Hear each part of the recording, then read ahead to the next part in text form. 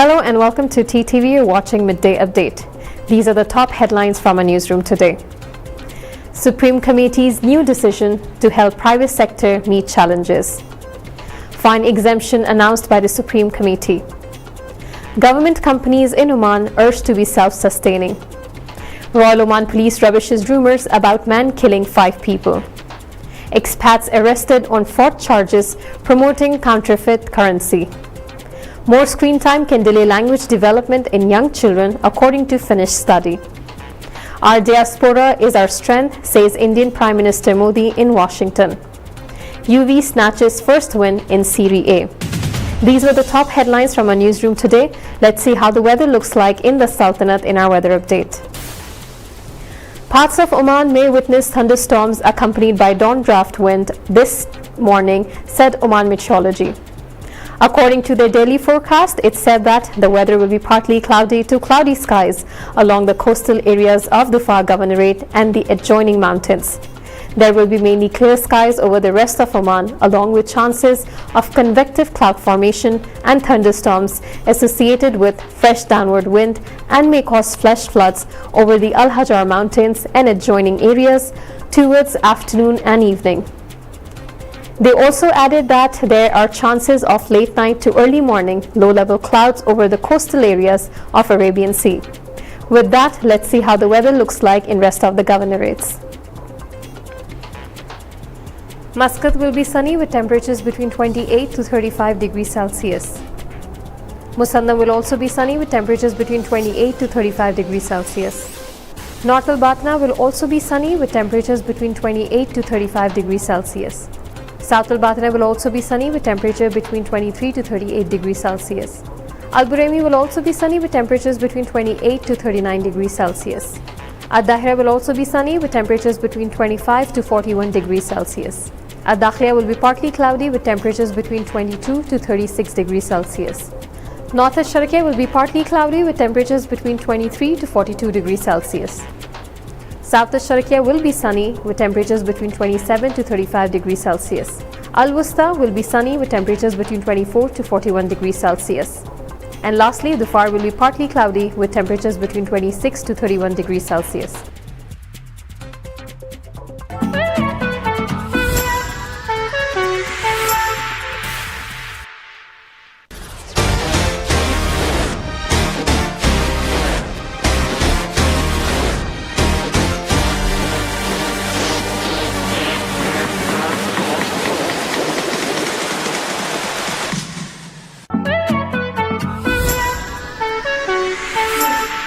Welcome back to TTV. You're watching Midday Update.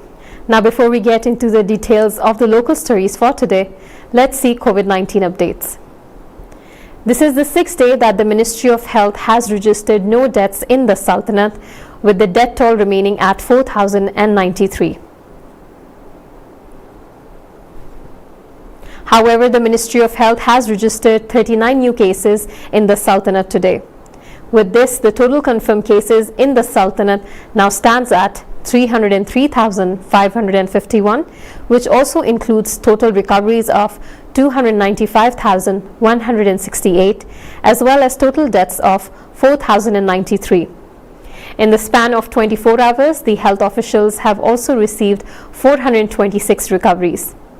The health officials have urged all the citizens and residents living in the Sultanate to follow the precautionary measures issued by the Supreme Committee and the Ministry of Health. And now from a local desk. As part of its ongoing convening, the Supreme Committee, tasked with tackling developments resulting from coronavirus pandemic, discussed updates about the pandemic, means of protection against the disease, and ways to curb the spread of the virus. After studying the impacts of the pandemic on private sector establishments to enhance the sustainability of businesses and their ability to adapt to the exceptional situations, the committee decided the following: waiving fines charged against licenses issued by government departments for the activities indicated in Annex 1, which expired or due to expire through the period 1 June 2020 to 31st December 2021, provided renewal takes place. 2. waiving fines charged against renewal of non-Omani labor cards and associated fines for cards which expired or due to expire during the period of 1st June 2020 to 31st December 2021 for those who have terminally left the Sultanate or for those who renew the cards. Third, waiving the fines accrued on various establishments and companies due to non-renewal of their commercial registers and licenses, provided they do renew the registers and licenses during 2021. Fourth, absolving small and medium establishments of entrepreneurship card renewal fees charged against all expired commercial activities during 2021. The committee also took the following decisions valid until the last of this year. 1. Granting labor permits in lieu of leaving labor for all segments and as per the prescribed fees set for each segment. Second, urging banks and financing firms to cooperate with affected borrowers, notably small and medium enterprises, basically the holders of Riyada business cards, by rescheduling the loans without charging fees for that. And lastly, waiving rental fees payable by owners of small and medium enterprises for the activities indicated in Annex 1 of holders of Riyada cards regarding real estate properties owned by government departments and authorities. The Supreme Committee has announced several fine exemptions on Wednesday, including an exemption from fines for employers to renew expired work licenses for workers outside the Sultanate. The Oman News Agency reported that the Supreme Committee has decided to exempt from fines all institutions and companies who are liable as a result of not renewing their commercial records and licenses, provided that those records and licenses are renewed during the year 2021. The news agency said the Supreme Committee decides to exempt from fines all licenses issued by government agencies for the activities that have expired or will expire during the period from June 1st, 2020 until December 31st, 2021, subject to renewal. It also decided to allow employers to renew expired work licenses for workers outside the Sultanate and to claim exemption from fines incurred during the period from June 1st, 2020 to December 31st, 2021. The committee further announced a decision exempting small and medium enterprises, Riyada card holders, from the fees for renewing the card for all commercial activities that ended during the year 2021 and to reschedule loans without rescheduling fees, as well as from registration fees in the system of the tender board and user-friend land fees. All the government companies will have to stand on their own feet and not to be dependent on the state's general budget for their survival, the chairman of the Omani Investment Authority, commonly known as OIA, Abdus Salam bin Muhammad bin Abdullah al-Murshidi, said on Wednesday. In an interview with Oman TV, the chairman said that the new government companies will be established only if they are profitable. If they are not economically and commercially viable, they will not be established. Of course, there are other strategic goals that government companies must carry out, and with the presence of these goals, these companies will eventually have to generate profits, and the financial sustainability of these companies is the main focus for the establishment, he said.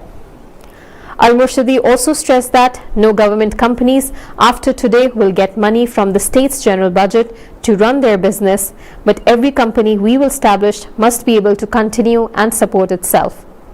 The effort to encourage state-owned enterprises to stand on their own feet comes as part of efforts by the OIA that began a year ago to ensure companies operate on a new structure of financial and operational performance.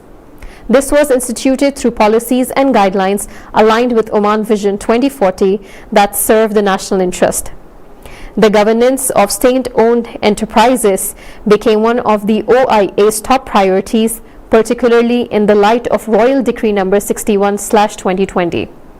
The decree announced that restructuring, merging, and liquidation of a number of enterprises, the formation of new companies, the appointment of high-caliber people to boards of directors, and the launch of the Rawabit program. There have been more than 400 meetings held between 70 employees of OIA and some 300 representatives of state-owned enterprises. The Royal Oman Police has denied rumors being circulated on social media platforms about a person stabbing 5 people. Earlier today, a statement was issued by the Royal Oman Police which stated that there is no truth to what is being circulated on social media about a person stabbing 5 others and escaping. It is also untrue that the person he was looking for was found. In addition to that, earlier today, the Royal Oman Police has arrested expats on charges of fraud and promoting counterfeit currency. Once again, according to the official statement issued by the authorities, it said that the Directorate General of Inquiries and Investigations arrested expatriates on charges of fraud and promoting counterfeit currency by deluding the victims into investing with them, offering them a commercial deal that achieved quick profits, which was then used in purchasing foreign currencies in exchange for financial benefits. This was all from a local desk for today. It's time for us to take a quick commercial break, but stay tuned as we have more updates coming your way from International Desk.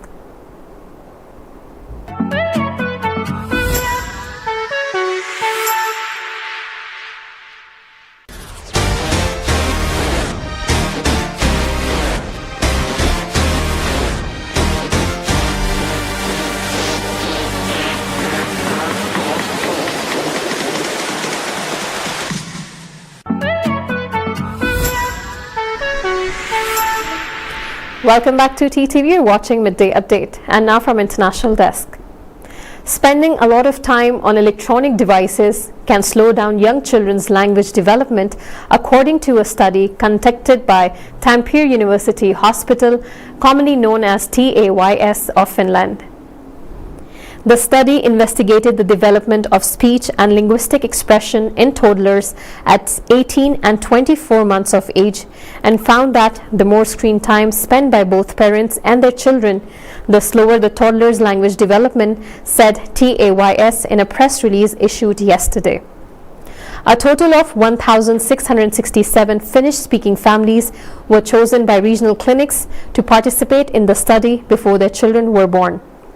Researchers at TAYS asked the parents to describe their child's vocabulary, word combinations, speech intelligibility, as well as their finger pointing and instruction following abilities. The study showed that 69% of 18-month-old children knew no more than 20 words, and 36% of them knew a maximum of 5 words. In addition, among 2-year-old toddlers, 32% could use up to 40 words and 10% could use 40 to 50 words. The figures are lower than in other studies. The study's findings show that children's vocabularies appear to be developing more slowly than before, said Marja, the study's lead author. The use of electronic devices by parents as well as children appears to have an impact on a child's linguistic development. Marja said their frequent use has the potential to limit the amount of conversation and play between parents and their children. The use of electronic media, including watching content on TVs, tablets, or other devices. Indian Prime Minister Narendra Modi hailed the Indian diaspora as the country's strength as he landed here on a 3-day visit to the United States. Modi, who was welcomed at the Joint Base Andrews there by members of the Indian American community, took to Twitter to express his gratitude. He tweeted that grateful to the Indian community in Washington, D.C. for the warm welcome. Our diaspora is our strength. It is commendable how the Indian diaspora has distinguished itself across the world. This is Prime Minister Modi's first visit abroad beyond the neighborhood since the COVID-19 pandemic outbreak. Prime Minister Modi arrived in Washington, D.C. for his visit to the United States of America at the invitation of U.S. President Joe Biden, according to the External Affairs Ministry. During his visit, he will address the UN General Assembly and attend the Quad Leaders Summit, as well as hold a bilateral meet with U.S. President Joe Biden at the White House. Once again, it's time for a quick commercial break, but stay tuned as we have more updates from our sports desk.